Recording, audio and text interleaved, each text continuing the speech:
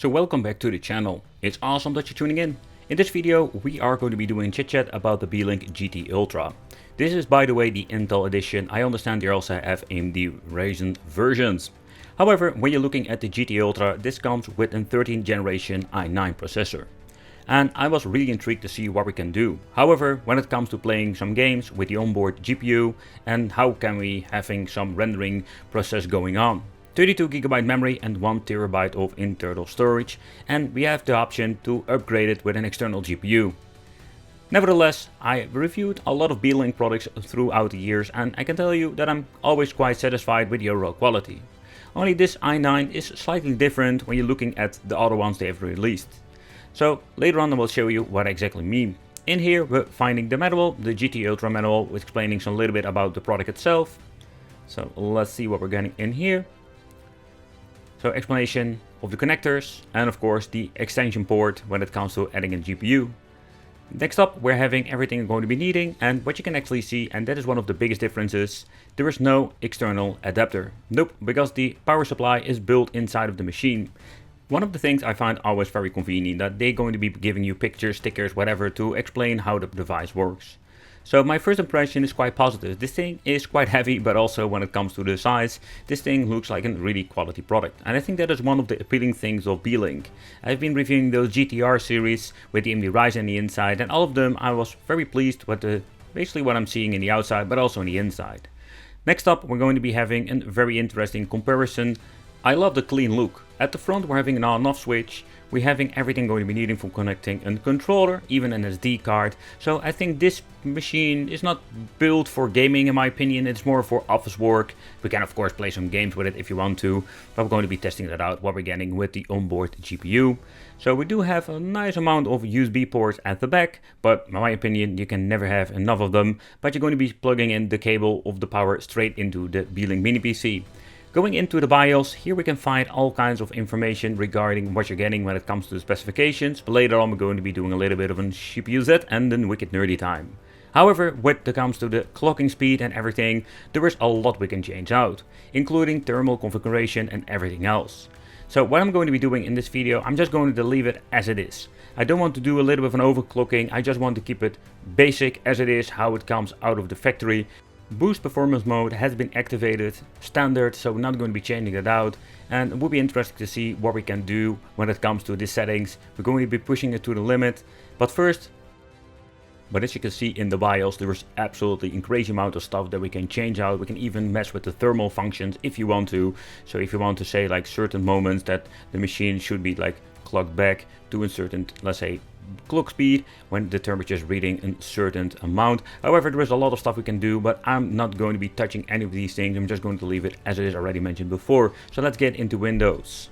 So when it comes to the inside, so let's do a quick teardown and showcase what's going on because of the, of course, slot for the docking station, but also when it comes to the built-in power supply.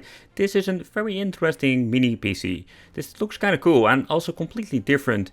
Opening up, it's going to be okay. You need to remove the rubber, let's say, feet underneath because you need to get into the screw holes. But beside that, it comes even built in two tiny speakers and they sound quite good when it comes to that. So let's remove the dust filter for cleaning up. You can already see the power supply that is built inside of this machine. We can reach fairly easy into the backup battery for the BIOS, but when it comes to the other parts, let's think about the dual channel memory. We need to do a little bit more disassembly for getting into that, and I think that's the biggest problem at this point with this mini PC. So moving into the Cinebench R23, and with Cinebench we do have an overall nice score, if I may say myself. You can see over there that we're having a nice comparison with some other Intel CPUs. How accurate they is of course a different story, but the overall performance is not bad itself when it comes to the single and the multi-core, when it comes to the general statistics of the list of different Intel and AMD CPUs. But how about playing games, because we're only having an onboard GPU? In the past I've been checking out all kinds of i9s from different brands with a built-in NVIDIA card. They were absolutely great and you could play almost all kinds of games when it comes to indie games. But with a built-in GPU, the Iris is not super bad. but it's also not like a super powerhouse that we have seen with different chips like AMD, resulting that we can play all kinds of basic indie games, the stuff that I personally love to play. Even the more demanding are running quite good on here. And getting into my old school Mortal Kombat 9 days, I am surprised how good it actually works. So for AAA games from back in the day, for a couple of years ago, you can just play them without any problem. Pushing it into the limit with some killer instinct, man, this is such a cool fighting game. You can see the GPU is like hitting instantly 98% of its capabilities. And that is one of the downsides of having an onboard chip like this.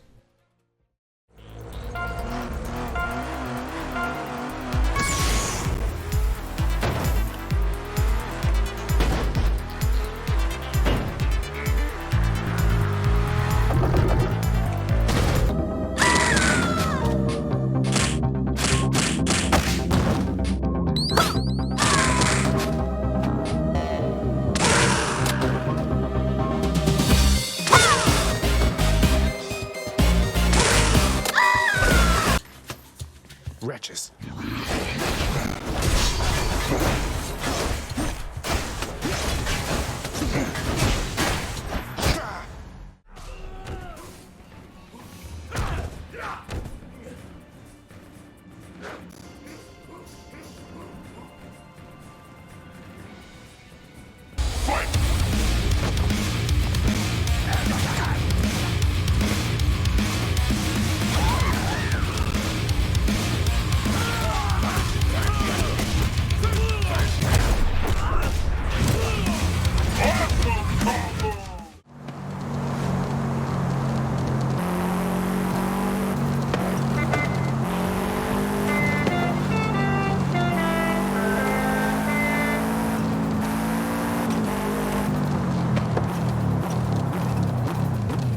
The GT Ultra is an interesting device when it comes to the form factor, the way how they made it with the built-in power supply, but also if you're looking into some indie games, AAA games, but also when you're looking into emulation. We do have limitations with the GPU, so in the next video we're going to be checking out this docking station where we can implement the device and do a little bit more gaming and emulation to see how far we can push it with the right configuration. So consider subscribing, hit the little bell, and let me know in the comments which games you want to see more running on this device. And it would be great to see you in the next video.